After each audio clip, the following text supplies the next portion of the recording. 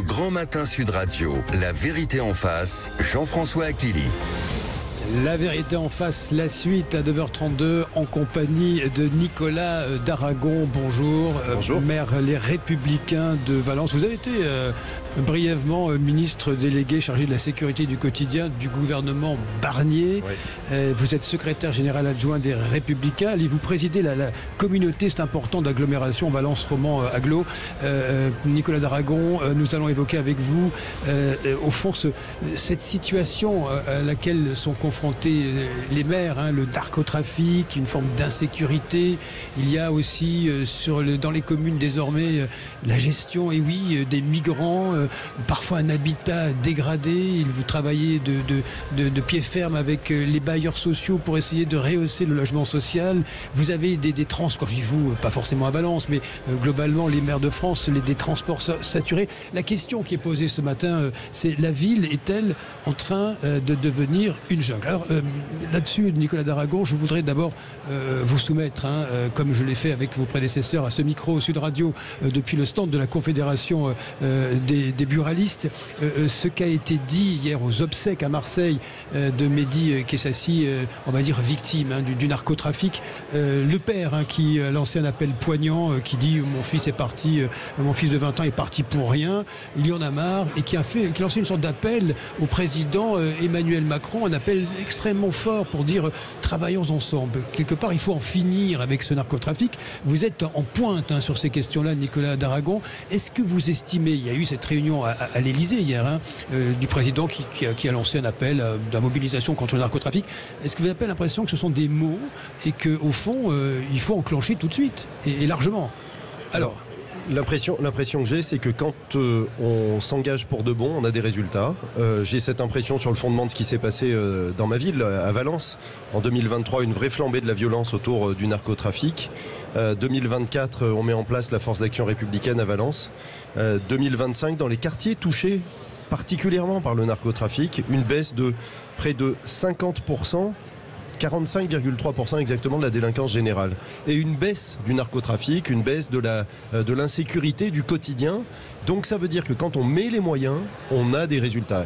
Encore une fois, je suis dans une ville de taille moyenne, ça n'est peut-être pas le même sujet dans les métropoles, mais en tout cas, quand l'État met les moyens, quand le maire met les moyens, quand le continuum de sécurité, c'est presque devenu un gros mot parce qu'on l'a beaucoup dit, mais c'est une réalité. Quand il est appliqué avec le procureur de la République, le préfet, tous les acteurs, on obtient des résultats, c'est le cas, donc ça veut dire que rien n'est perdu, tout au contraire, il faut défendre le territoire républicain. Quand vous dites, alors nous sommes rejoints, bonjour et bienvenue à vous, je vous laisse vous installer, Jean Dionis du Séjour, maire d'Agen, maire Modem.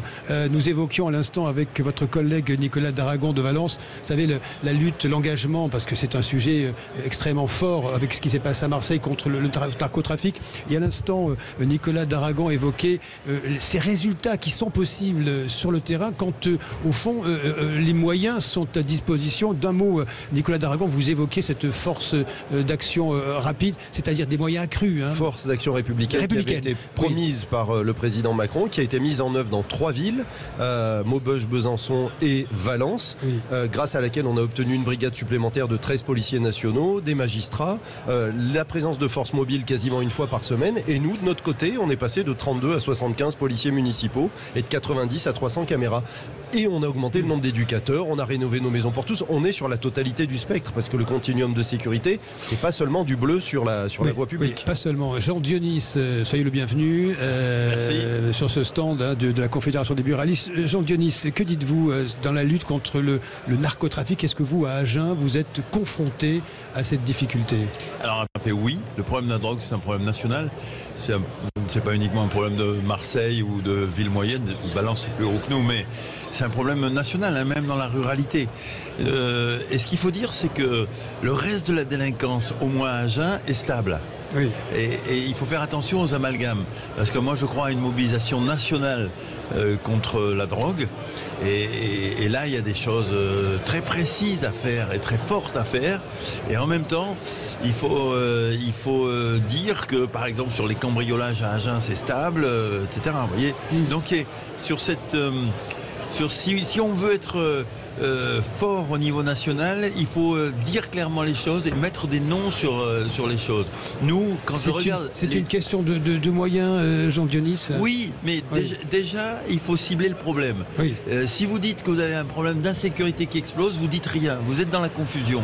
Encore une fois, que ça soit sur les cambriolages, sur les atteintes aux personnes, etc., à Agen, c'est stable, plutôt on recule. Mais le narcotrafic... Mais le narcotrafic et la drogue en général, parce que le narcotrafic, on voit des gens, etc., réseaux mafieux puissants, mais la présence de la drogue à Agen, y compris dans les halls d'immeubles, etc., ça c'est un problème majeur.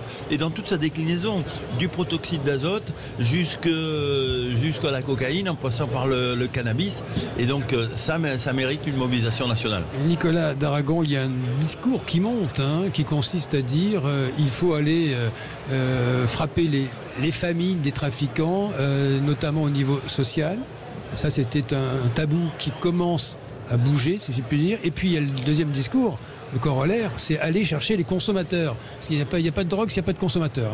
Sur les trafiquants, aucune tolérance zéro, évidemment. Et nous, à Valence, moi j'ai mis en place un certain nombre de dispositifs. La suppression des aides aux familles qui refusent les dispositifs éducatifs et dont les enfants, ça donne à de la délinquance. Il y a un moment, c'est bien aux parents qu'on verse de l'aide facultative, c'est pas aux enfants qui ont 15-16 ans. Et donc quand les parents sont défaillants, on propose des mesures éducatives. S'ils ne les acceptent pas, la ville leur dit c'est terminé. Nous, on n'est plus votre partenaire puisque vous ne voulez pas travailler avec nous. Deuxième sujet, l'Office public pour l'habitat. Nous avons expulsé 140 familles, des expulsions décidées par la justice. Ça prend du temps, mais nous l'avons fait. Ça prend 18 mois. C'est insupportable parce que quand une famille perturbe la vie de 50 autres familles dans un immeuble, c'est insupportable pour 49 familles qu'on arrête de se mettre des œillères. On nous dit vous êtes contre le social. Non, pas du tout. Moi, je suis pour le social pour les 49 familles qui n'en peuvent plus. Et on obtient leur expulsion. On en a expulsé 140. Donc, aucune tolérance à l'échelle municipale. Mais après, le sujet, c'est quelles sont les sanctions qui sont appliquées au niveau national. Je ne fais pas partie de ceux qui disent que la justice ne fait pas son travail. Je fais partie de ceux qui disent que malheureusement on n'a pas assez de places de prison. Ça veut dire que quand on commet un délit en France, on ne va quasiment jamais en prison quand c'est le premier délit et qu'on est condamné à moins d'un an. Sauf que la valeur d'exemplarité de la sanction, eh bien du coup elle n'existe plus. Donc oui, il faut condamner les délinquants. Deux, évidemment les consommateurs, l'amende forfaitaire délictuelle, il faut l'appliquer. Jean-Dionis, vous partagez ce discours de fermeté? Oui, sur la drogue, tout à fait. Et notamment sur le fait que il faut le maire a les pouvoirs de sanctionner tous les gens qui troublent l'ordre public. Or, le commerce de drogue en pied d'immeuble, notamment dans nos quartiers, ça trouble l'ordre public. Et donc, quand un maire comme moi, comme monsieur le maire de Valence, président de son office comme moi, donc on a des gens qui troublent l'ordre public, alors c'est à faire, et c'est à faire de manière sans hésitation et ferme. Et notamment j'écoutais ce que disait Nicolas sur les expulsions, et il a raison, et il faut qu'on soit dans le même registre. Les maires sont face à l'insécurité. Il y a ce qu'a demandé Laurent Nunez, le ministre de l'Intérieur, l'armement. Alors c'est fait à 58% au niveau national des polices municipales. Je vous avoue que, messieurs, je ne sais pas si c'est le cas dans vos villes respectives. Je commence par vous, Nicolas d'Aragon. La police est armée. Bien sûr, elle est armée depuis 2003 de mémoire. Oui. Et moi, je dois vous dire que je les ai armés au maximum. Ça veut dire tout ce que la loi autorise. Ce sont tous d'anciens policiers, d'anciens gendarmes, d'anciens militaires. Ce sont de grands professionnels encadrés par un officier supérieur de gendarmerie qui est d'une efficacité redoutable. Jean-Denis, c'est pareil chez vous? Il faut préciser les choses. Nous, à Agen, en 2023, on a eu les premières émeutes urbaines. On n'en avait jamais eu. Et là, la police nationale nous a appelés en soutien.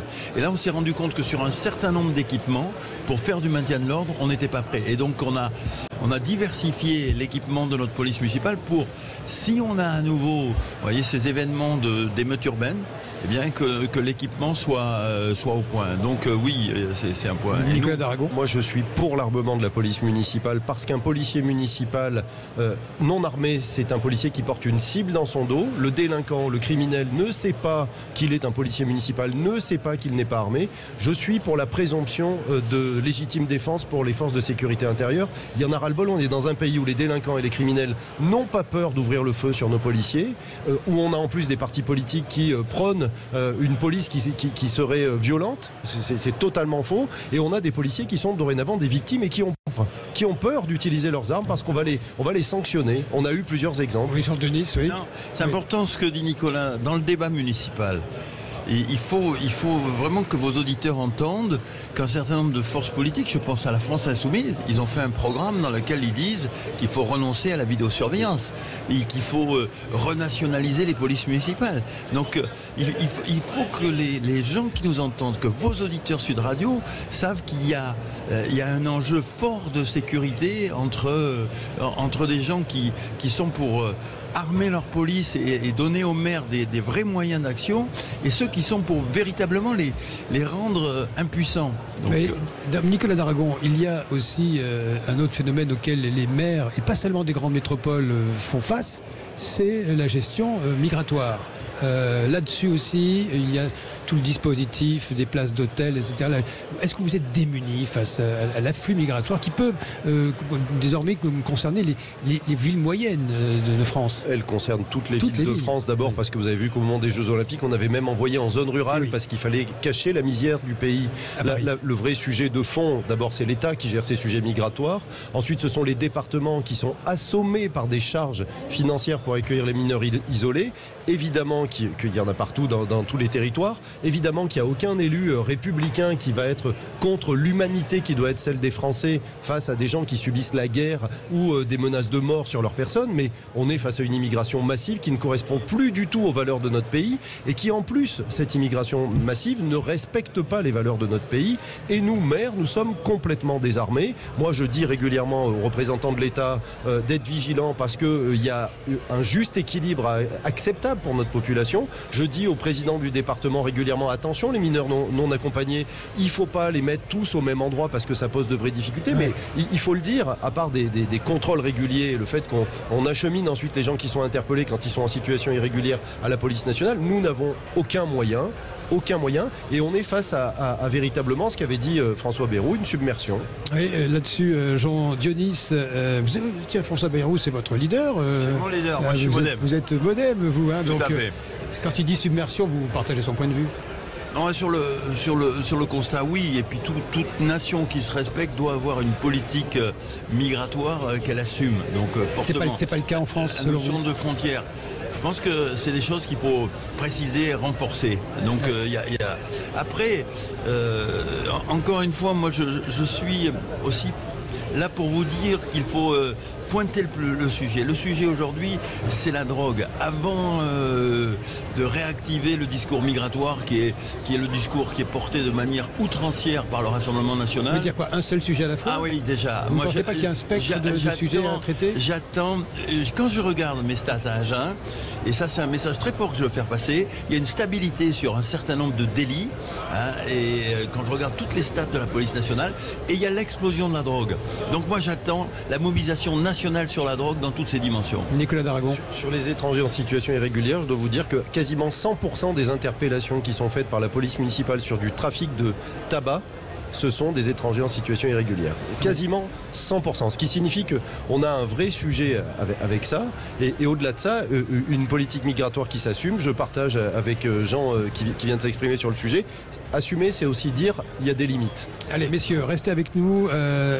Nicolas Daragon, maire de LR de Valence, et Jean Dionis, maire modem d'Agen. Dans un instant, on parlera de fiscalité et des défis qui sont posés aux maires de France. Dans un court instant, nous sommes de retour pour la vérité en face, en direct ici du stand de la Confédération des buralistes. Depuis le Salon des maires, stand de la Confédération nationale des buralistes, le Grand Matin Sud Radio, la vérité en face, Jean-François Aquili. En compagnie de deux maires, Nicolas Daragon, le maire Les Républicains de Valence, et vous, Jean Dionis, maire modem d'Agen. Nous posons la question, ce matin nous évoquions les questions de narcotrafic, de sécurité, d'accueil des migrants ou de gestion des migrants. La ville est-elle en train de devenir parfois une jungle? Je ne sais pas si je vous vois réagir là-dessus, Jean Dionis. Vous dites non, vous, hein? Non, là il faut être précis là-dessus. Je vous l'ai dit, moi je me retrouve avec mon collègue sur le fait de dire qu'on a un vrai problème de drogue et qu'il doit y avoir une mobilisation nationale sur la drogue. Après, et là, c'est pas le sentiment de Jean Dionis, c'est les chiffres de la police nationale. Oui. Il faut... parce que ça, c'est la réalité. Ah oui, c'est vrai, il ne faut pas paniquer les gens pour rien, il faut les mobiliser, Nicolas Daragon. Les chiffres sont précis. À Valence, entre 2020 et 2025, 25 inclus à date, quoi, on est à moins 19,4 sur la délinquance générale. Et si je prends les 2 dernières années sur la zone de sécurité prioritaire, tous les indicateurs dépassent les moins 45%. Ça veut dire que quand on veut agir, on peut. Et par ailleurs, ça veut dire que non, ça n'est pas une jungle. Alors peut-être qu'on est dans des tailles de ville où on maîtrise encore les choses. Oui, et puis il y a la question, messieurs, de la fiscalité. C'est quand même un peu le nerf de la guerre. Quand l'on voit, et David Lisnard qui était à ce micro Sud Radio ce matin a dénoncé les 4,7 milliards d'euros réclamés aux collectivités en 2026. Vous avez vu, j'imagine, cette annonce qui tombe opportunément ce matin, celle d'un rehaussement de la taxe foncière. Ça ne vous a pas échappé, la taxe foncière. Les Français se réveillent avec une nouvelle hausse puisqu'elle va augmenter pour 7 400 000 logements. Les experts de Bercy sont en train de modifier les éléments de confort. Une petite douche par-ci, une baignoire par-là pour augmenter le mètre carré. Ça veut dire qu'il y a un quasi demi-milliard d'euros qui va entrer dans les caisses des collectivités, des mairies. Georges Dionis, là-dessus, il y a quand même l'imagination fiscale au pouvoir, toujours. Non, d'accord, mais en gros, sans vouloir être ennuyeux, la taxe, c'est des bases et un taux municipal. Et les bases, donc qu'on fasse un travail sérieux, que les services fiscaux fassent un travail sérieux sur ce que sont les bases, c'est juste ça vous saluez? Oui, je salue, parce qu'il y a un vrai débat national et qu'on balade les maires depuis 20 ans sur la revalorisation des bases, et donc que ce travail commence à être fait, je le salue et je pense qu'il faut être un peu courageux là-dessus. Sur les taux, ça s'appelle une signature politique. À Agen, on ne les a pas augmentés depuis 17 ans et on est orienté pour ne pas les augmenter. Et moi, je dénonce donc les programmes de mes adversaires qui, eux, mécaniquement amèneront des hausses de taux. C'est un choix, un vrai choix, et nous, on fait le choix de la stabilité fiscale sur le levier qu'on maîtrise, à savoir le foncier bâti. Nicolas Daragon, là-dessus, sur la question de la fiscalité des taux, les administrés, ils sont quand même en droit de demander des comptes. D'abord, toujours la même maladie à l'échelle nationale. Quand on a un problème d'équilibre du budget, on va chercher des recettes supplémentaires en tapant sur le contribuable. Toujours la même recette, c'est-à-dire celle contre laquelle on se bat. On dit qu'il faut valoriser le travail. Plus les gens travailleront, plus ils reverseront de charges sociales ou d'impôts sur le revenu, mais en tout cas, ils s'enrichiront en même temps que l'État percevra des taxes et des impôts. C'est pas en augmentant, en les laissant dans la même pauvreté qu'on va réussir. On va appauvrir notre pays, on va limiter les initiatives, on va appauvrir nos entreprises, on ne sera pas concurrentiel sur les marchés internationaux. C'est une véritable catastrophe et c'est toujours la même stratégie. Ça, c'est le premier point. Le deuxième point, évidemment, qu'à l'échelle locale, nous sommes responsables devant nos concitoyens. J'ai pris cet engagement lorsque j'ai été élu. Je n'ai jamais voté une augmentation de taux communal d'imposition et je continuerai quoi qu'il arrive. C'est une garantie de réélection, ça. Mais non, parce que ça ne suffit pas. Finalement, aujourd'hui, qu'est-ce qu'on doit à nos concitoyens? On doit que la ville soit propre et agréable. On leur doit de ne pas augmenter les impôts et on leur doit qu'ils se sentent relativement en sécurité, même si c'est une compétence de l'État. Nos concitoyens, on l'a vu dans le dernier sondage, pensent que ce sont les maires qui sont aussi responsables de ça. Donc on s'y est tous investis beaucoup. Ça, c'est la base. Après, il y a le reste, ce que disait Jean à l'instant, sur un certain nombre de promesses qui sont intenables en restant étales sur la fiscalité. Et ça, les transports gratuits, l'eau gratuite, on entend un peu tout en ce moment. Michael Delafosse, le maire de Montpellier, défend l'idée des transports gratuits. C'est ce qu'il a instauré. Il était à votre place à l'instant sur Sud Radio. Ça, vous pensez quoi? C'est une utopie? Pour tout vous dire, Michael Delafosse, il est en difficulté à Montpellier parce que LFI lui court après, donc c'est pas moi qui vais aller le critiquer. Je trouve qu'il fait du bon boulot dans une ville qui est très difficile. Et avec un taux de pauvreté qui est très élevé, l'héliotropisme qui a amené toutes sortes de populations et qui rend les choses complexes. Mais le transport gratuit, ça n'existe pas. Il y a quelqu'un qui paye à la fin. Et qui paye? C'est le versement mobilité. À 80%, les transports sont payés par les entreprises. Elles sont en difficulté. Qu'est-ce qu'on fait? On va encore leur taper sur la tête et augmenter les impôts? L'eau gratuite, ça n'existe pas. Qui paye l'eau qu'on a donnée gratuitement? Ce sont les autres consommateurs. Il n'y a rien de gratuit. Jean Dionis. Vous avez raison d'insister sur ce point. La France Insoumise, elle a publié un programme municipal. Je l'ai lu. Alors il y a gratuité effectivement pour les transports, gratuité pour les cantines, gratuité sur les petits publics. On est au cœur des choix d'un maire. Et les choix d'un maire en finance, c'est un équilibre entre usagers et contribuables. Et quand on fait le choix de la gratuité sur les usagers, mécaniquement, on va aller chercher le contribuable. Et moi c'est le discours que tient mon opposant, donc, et je dis, il s'appelle Bruno, c'est Bruno les impôts, et c'est mécanique. Voilà, voilà. C'est mécanique. C'est la conclusion, messieurs, parce que le temps tourne. Tiens, Jean-Dionis, gardez la main. Il n'y a pas de crise de vocation chez vous. Dans votre esprit, vous vous représentez. Oui, alors même si c'est difficile. Je vais vous dire pourquoi. Je vais vous dire pourquoi. Pour deux raisons. Je me présente parce que j'aime bien le boulot. Le matin, quand je vais à la mairie, je suis plutôt content du boulot que j'ai fait. J'étais ingénieur, j'étais député, et ce que j'ai fait de plus sympa, de plus utile dans ma vie, il me semble, c'est meilleure. Première raison. Deuxième raison, alors j'ai aucune envie que ma ville que j'aime aille soit à l'extrême droite, soit à l'extrême gauche. Aucune envie. Donc je me bats. C'est dit avec le cœur, Nicolas Daragon, vous n'avez rien annoncé, hein? On va respecter ça. Non, je continue. Mon mandat se termine en mars. On verra bien. En tout cas, sur la crise des vocations des maires, David Lisnard a dit qu'il n'y en a pas. En fait, 6 maires sur 10 se représentent. Le chiffre est stable. Alors, le chiffre est stable. Enfin, ça fait toujours à chaque fois 40% de maires qui ne se représentent pas. Ça fait beaucoup. Et on le comprend parce qu'ils sont harcelés par les normes, harcelés par la baisse des dotations, harcelés par un certain nombre de leurs concitoyens qui ne respectent plus cette fonction et qui nous prennent pour des paillassons. Donc, c'est un mandat qui est difficile. Mais en effet, je partage ce que vient de dire Jean. C'est le plus beau mandat qui soit. Oui, avec une difficulté, et ce sera le mot de la fin, hein. C'est la une du Parisien aujourd'hui en France, d'ailleurs, cette loi parité qui concerne désormais les communes de moins de 1000 habitants, et c'est extrêmement difficile d'être, on va dire, au carré là-dessus, hein. Alors je pense qu'il y a des cas particuliers dans lesquels ça va être difficile, comme toutes les normes qui nous sont imposées, et dans le même temps, quand j'observe, même dans les communes rurales, on a des présidenteux d'associations, on a beaucoup de femmes qui s'investissent partout. Pourquoi elles ne seraient pas dans les conseils municipaux? Moi, j'ai beaucoup de fierté à voir une équipe paritaire. Merci messieurs. Nicolas Daragon, maire Les Républicains de Valence, et merci Jean-Dionis, maire Modem d'Agen, d'avoir participé à cette vérité en face ici en direct du Salon des maires depuis le bureau de la Confédération des buralistes. Et bonjour à vous Jean-Marie Bordry. Mais bonjour mon cher Jean-François. Comment ça va? Qu'y a-t-il? Oui, c'est formidable, ici on est bien, on est bien reçus, hein. Oui, je sens que vous voyagez très bien. En tout cas, on est ravis de vous écouter sur Sud Radio. Très bien. Au milieu de tous ces premiers magistrats. Mettez-vous d'accord. Au menu, on va parler de vos invités, mon cher Jean-François, évidemment. Pourquoi les maires se représentent? Malgré tout, ils sont plus nombreux à se représenter qu'auparavant. Finalement, ils font face à la crise politique et ils se retroussent les manches. On va en parler avec nos débatteurs. On va aussi revenir sur la hausse de la taxe foncière. Hausse surprise, ça aurait pu vous concerner, mon cher Jean-François, puisque le département le plus touché sera a priori la Haute-Corse, figurez-vous. Oui. C'est là qu'il y a le plus de demeures ou alors d'appartements qui seront concernés par cette hausse. Si vous n'avez pas encore déclaré de baignoire ou d'électricité ou d'eau courante. Et puis on viendra aussi sur cette mesure décidée par EDF qui bannit l'alcool de tous ces événements, les pots de départ, tout le reste. Est-ce que c'est infantilisant ou est-ce que c'est une saine mesure de santé publique? Voilà la question qu'on va se poser avec nos débatteurs. Merci à vous Jean-François. Quant à vous qui nous écoutez sur Sud Radio, restez dans les parages. On vous retrouve juste après les infos de 10h. À tout de suite.